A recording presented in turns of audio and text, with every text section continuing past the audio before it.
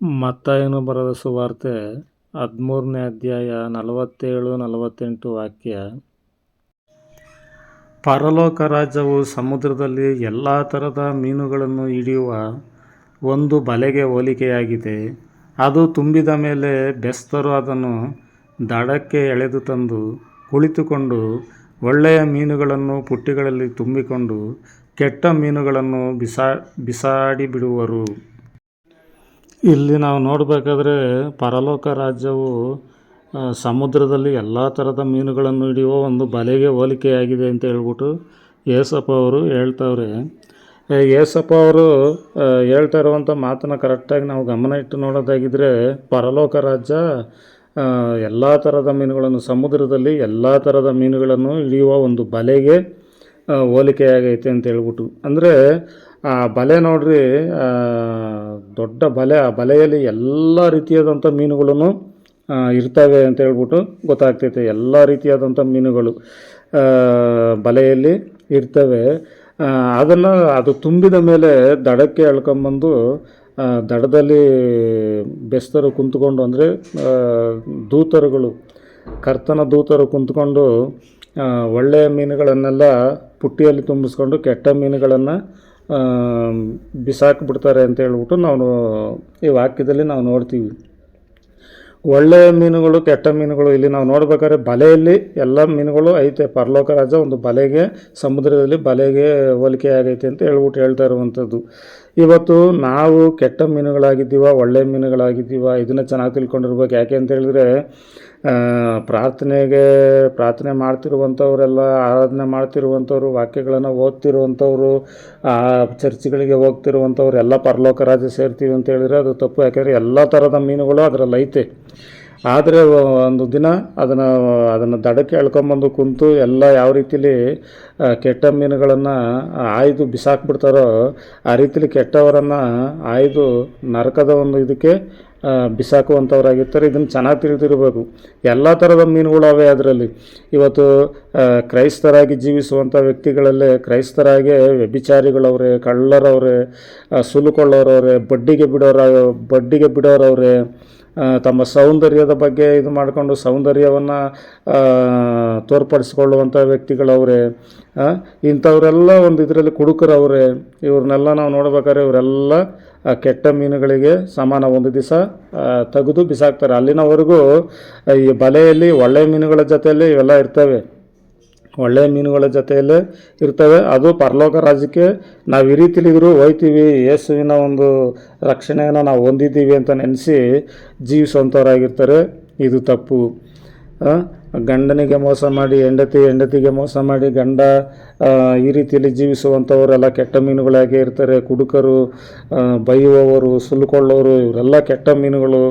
ಏನೋ ಬಲೆಯಲ್ಲಿ ರಕ್ಷಣೆನ ಒಂದು ಬಲೆಯಲ್ಲಿ ನಾನಿದ್ದೀನಿ, ನಾನು ಹೋಗ್ಬಿಡ್ತೀನಿ ಅಂತ ಹೇಳಿದ್ರೆ ಅದು ತಪ್ಪು. ಬಲೆಯಲ್ಲಿ ಇದೆಯಾ ಅಂದರೆ ಅದನ್ನು ಒಂದು ದಿನ ದಡಕ್ಕೆ ತಂದು ಆರಿಸ್ಕೊಂಡು ಕೆಟ್ಟವುಗಳಾದವನ್ನು ಬಿಸಾಕ್ತಾರೆ. ಇವತ್ತು ನಾವು ಆ ರೀತಿಲಿ ನೋಡ್ಬೇಕಾದ್ರೆ ಸಮುದ್ರದಲ್ಲಿ ಅನೇಕ ಮೀನುಗಳು ಇರ್ತವೆ. ಬೆಸ್ತರು ಬಲೆಯನ್ನು ಹಾಕಿ ಹಿಡಿಬೇಕಾದ್ರೆ ಅದರಲ್ಲಿ ಅನೇಕ ಕೆಟ್ಟ ಮೀನುಗಳೆಲ್ಲ ಇರ್ತವೆ. ಕೆಲವೊಂದು ಮೀನುಗಳು ಮನುಷ್ಯ ತಿಂದರೆ ಅದರಿಂದ ಆಪತ್ತಿಗೆ ಗುರಿ ಆಗ್ತಾನೆ ಅವನು. ಆ ರೀತಿಯಾದಂಥ ಮೀನುಗಳೆಲ್ಲ ಎಷ್ಟೋ ಅವೆ. ಅಂಥ ಮೀನುಗಳನ್ನೆಲ್ಲ ಏನು ಮಾಡ್ತಾರೆ, ಅವು ಕೆಟ್ಟ ಮೀನು ಎತ್ತಿ ಬಿಸಾಕ್ತಾರೆ. ಇವತ್ತು ಒಳ್ಳೆಯ ಮೀನಾಗಿ ನೀನು ಆ ಒಂದು ಬಲೆಯಲ್ಲಿದ್ದೀಯಾ ಅಥವಾ ಕೆಟ್ಟ ಮೀನಾಗಿ ಆ ಬಲೆಯಲ್ಲಿದೆಯಾ? ಕೆಟ್ಟ ಮೀನಾಗಿ ನೀನು ಆ ಬಲೆಯಲ್ಲಿರೋದಾಗಿದ್ದರೆ ನಿನ್ನನ್ನು ಆಯ್ದು ಎತ್ತು ಬಿಸಾಕ್ತಾರೆ. ಇದು ನೆನಪಿನಲ್ಲಿ ಇಟ್ಕೊಬೇಕು. ಒಳ್ಳೆಯ ಮೀನಾಗಿ ಜೀವಿಸಬೇಕು. ಒಳ್ಳೆಯ ಮೀನಾಗಿ ಜೀವಿಸಿದ್ರೆ ಮಾತ್ರ, ಆ ಬಲೆಯಲ್ಲಿ ಇದ್ದರೆ ಮಾತ್ರ ನಾವೇನಾಗ್ತೀವಿ, ಈ ಪುಟ್ಟಿಯಲ್ಲಿ ಪರಲೋಕ ರಾಜ್ಯದಲ್ಲಿ ಸೇರಲ್ಪಡ್ತೀವಿ. ಕೆಟ್ಟ ಮೀನಾಗಿ ನಾವು ಆ ಬಲೆಯಲ್ಲಿದ್ದರೆ ಆಯ್ಕೆ ಆಯುವಾಗ ತೆಗೆದು ಬಿಸಾಕುವಂಥವ್ರಾಗಿರ್ತಾರೆ. ನರಕಕ್ಕೆ ಬೀಳ್ತೀವಿ. ಪ್ರಾರ್ಥನೆ ಮಾಡೋದ್ರಿಂದಾಗಲಿ, ಆಲಯಕ್ಕೆ ಹೋಗೋದ್ರಿಂದಾಗಲಿ, ದೀಕ್ಷಾಸ್ಥಾನ ಪಡ್ಕೊಂಡಿರೋದ್ರಿಂದಾಗಲಿ ನಾನು ಪರಲೋಕ ರಾಜ್ಯಕ್ಕೆ ಹೋಗ್ತೀನಿ ಅಂತ ಹೇಳುವಂಥದ್ದು ಅದು ತಪ್ಪಾಗಿರ್ತೈತೆ. ಒಳ್ಳೆಯ ಮೀನು, ಕೆಟ್ಟ ಮೀನು ಅಂದರೆ ಒಳ್ಳೆಯ ಜೀವಿತ, ಕೆಟ್ಟ ಜೀವಿತ. ಒಳ್ಳೆಯ ಜೀವಿತವನ್ನು ಜೀವಿಸುವಂಥ ವ್ಯಕ್ತಿಗಳಾಗಿರಬೇಕು. ಒಳ್ಳೆಯ ಜೀವಿತವನ್ನು ಜೀವಿಸುವಂಥ ಪ್ರತಿಯೊಬ್ಬ ವ್ಯಕ್ತಿನೂ ಒಳ್ಳೆಯವರೇ. ಕೆಟ್ಟ ಜೀವಿತವನ್ನು ಜೀವಿಸುವಂಥವ್ರು ಪ್ರತಿಯೊಬ್ಬರು ಕೆಟ್ಟವರೇ. ಆ ರೀತಿಲಿ ಇರೋದರಿಂದ ಈ ಆಯ್ಕೆಯ ದಿನಗಳಲ್ಲಿ ಇಂಥ ಒಂದು ಸ್ಥಿತಿಗೆ ಬರಬಾರ್ದು. ಆ ರೀತಿಲಿ ಬರಬಾರ್ದು ಅಂದರೆ ವ್ಯಭಿಚಾರ ಮಾಡ್ತಾ ಇರುವಂಥ ವ್ಯಕ್ತಿ ಹಿಂದೆ ವ್ಯಭಿಚಾರದಿಂದ ಹೊರಗೆ ಬರ್ರಿ, ವ್ಯಭಿಚಾರವನ್ನು ಬಿಡ್ರಿ. ಕಳ್ತನ ಮಾಡುವವರು, ಸುಲ್ಕೊಳ್ಳುವವರು, ದೇವರ ಮಕ್ಕಳು ಅನ್ಸ್ಕೊಂಡು ಇವತ್ತು ಎಷ್ಟೋ ಜನ ಬಡ್ಡಿಗೆ ಬಿಟ್ಟು ಜೀವಿಸ್ತವ್ರೆ. ದೇವ್ರ ಮಕ್ಕಳು ಅಂತ ಇದು ಮಾಡ್ತಾರೆ. ಸಿನಿಮಾ ಥಿಯೇಟ್ರ್ಗಳಲ್ಲಿ ಸಿನಿಮಾಗಳನ್ನ ನೋಡಿಕೊಂಡು ಬಾರ್ಗಳಲ್ಲಿ, ಕ್ಲಬ್ಗಳಲ್ಲಿ ಇಂಥ ಒಂದು ಇದರಲ್ಲೆಲ್ಲ ಜೀವಿಸ್ಕೊಂಡಿರುವಂಥವ್ರು ಇವರು ಕೆಟ್ಟವರೇ, ಇವರು ಕೆಟ್ಟ ಮೀನುಗಳು ಅಂತಲೇ ಗೊತ್ತಾಗ್ತಿತ್ತು. ಒಂದು ವೇಳೆ ನೀವು ಅಂಥ ಒಂದು ಸ್ಥಿತಿಯಲ್ಲಿರೋದಾಗಿದ್ದರೆ ಆ ಕೆಟ್ಟದ ಜೀವಿತವನ್ನು ಬಿಟ್ಟು, ಯಾಕೆಂದರೆ ಬಲೆಯಲ್ಲಿದ್ದೀರಾ, ಒಳ್ಳೆ ಮೀನಾಗಿ ನೀನು ಮಾರ್ಪಾಟನ್ನ ಹೊಂದೋದಾಗಿದ್ದರೆ ನೀನು ಪುಟ್ಟಿಗೆ ಆಯ್ಕೆ ಆಗ್ತೀಯ. ಬಲೆಯಲ್ಲಿರೋದೇ ಒಂದು ದೊಡ್ಡ ಒಂದು ಶ್ರೇಷ್ಠವಾದಂಥ ಒಂದು ಭಾಗ್ಯ. ಆ ಪರಲೋಕ ರಾಜ್ಯದ ಒಂದು ಬಲೆ, ಆ ಬಲೆಯಲ್ಲಿರುವಂಥದ್ದೇ ಒಂದು ದೊಡ್ಡದು. ಅಂದರೆ ಅದರಲ್ಲಿ ಜೀವಿತವನ್ನು ಬದಲಾಯಿಸ್ಕೊಂಡು ಕೆಟ್ಟದ್ದನ್ನು ಬಿಟ್ಟು ಒಳ್ಳೆಯವರಾಗಿ ಜೀವಿಸುವಾಗ ನಾವೇನಾಗ್ತೀವಿ, ಆ ಒಂದು ಪುಟ್ಟಿಯಲ್ಲಿ ಸೇರೋರಾಗಿರ್ತೀವಿ ಪರಲೋಕ ರಾಜ್ಯದಲ್ಲಿ.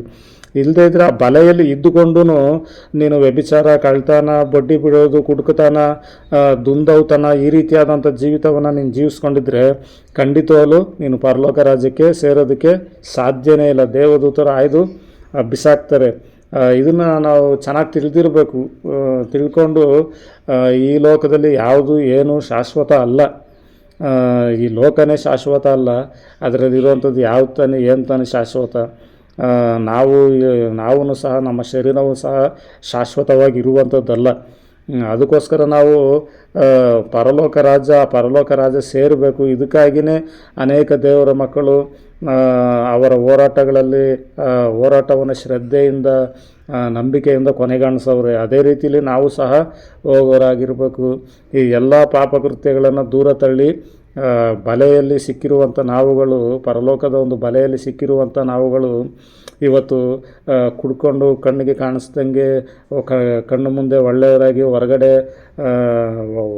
ಒಳ್ಳೆಯವರಾಗಿ ಒಳಗಡೆ ಕೆಟ್ಟವರಾಗಿ ಜೀವಿಸ್ತಾ ಇರುವಂಥ ಅನೇಕ ಜೀವಿತದ ಬಗ್ಗೆ ಇವತ್ತು ಯೋಚನೆ ಮಾಡಿ ನೋಡ್ಬೇಕಾದ್ರೆ ಅಂಥ ಜೀವಿತಗಳನ್ನು ಬಿಡ್ರಿ. ಒಳ್ಳೆಯವರಾಗಿ ಜೀವಿಸೋಣ, ಪರಲೋಕ ರಾಜ್ಯವನ್ನು ಪಡ್ಕೊಳ್ಳೋಣ. ಅದು ಶಾಶ್ವತವಾದದ್ದು, ನಿತ್ಯವಾದದ್ದು.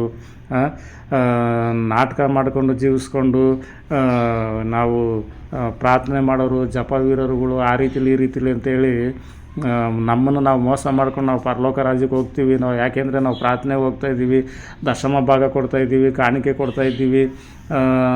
ನಾವೆಲ್ಲ ವಾರದಲ್ಲಿ ಒಂದು ವಾರನೂ ಮಿಸ್ ಆಗದಂಗೆ ಹೋಗ್ತೀವಿ, ಉಪವಾಸ ಇರ್ತೀವಿ. ಇವೆಲ್ಲ ಇದು ಮಾಡ್ಕೊಂಡಿದ್ರು ಸಹ ನಾವು ಮಾಡ್ತಾ ಇರುವಂಥ ಪಾಪಗಳನ್ನ ಮಾಡಿಕೊಂಡು, ವ್ಯಭಿಚಾರ ಮಾಡಿಕೊಂಡು, ಕಳ್ತನ ಮಾಡಿಕೊಂಡು, ಬಡ್ಡಿಗೆ ಬಿಟ್ಟುಕೊಂಡು, ಸಿನಿಮಾಗಳ್ನ ನೋಡಿಕೊಂಡು, ಲೋಕಾನುಸಾರವಾಗಿ ಜೀವಿಸಿ ಪಾಪಿಗಳಾಗಿ ನಡ್ಕೊಂಡಿದ್ರು ಆ ಒಂದು ಬಲೆಯಲ್ಲೇ ಇದ್ರೂ ಸಹ ಆಯ್ಕೆಯ ದಿನದಲ್ಲಿ ಆಯ್ದು ತೆಗೆದು ಬಿಸಾಕ್ಬಿಡ್ತಾರೆ. ಒಂದು ವೇಳೆ ಈ ದಿನದಲ್ಲಿ ಯಾರಾದರೂ ಆ ರೀತಿಲಿ ಇರೋದಾಗಿದ್ದರೆ ಖಂಡಿತವಲ್ಲೂ ಮನತಿರುಗಿ ಸ್ವಚ್ಛವಾದ, ಪರಿಶುದ್ಧವಾದ, ನಂಬಿಕೆಯುಳ್ಳ ಜೀವಿತವನ್ನು ಜೀವಿಸೋದಕ್ಕೆ ಪ್ರಯಾಸ ಪಡ್ರಿ, ತಿರುಗಿರಿ ಅಂತ ಹೇಳ್ಬಿಟ್ಟು ಏಸಪ್ಪ ನಿಮ್ಮ ಪ್ರತಿಯೊಬ್ಬರಿಗೂ ಸಹಾಯ ಮಾಡಲಿ.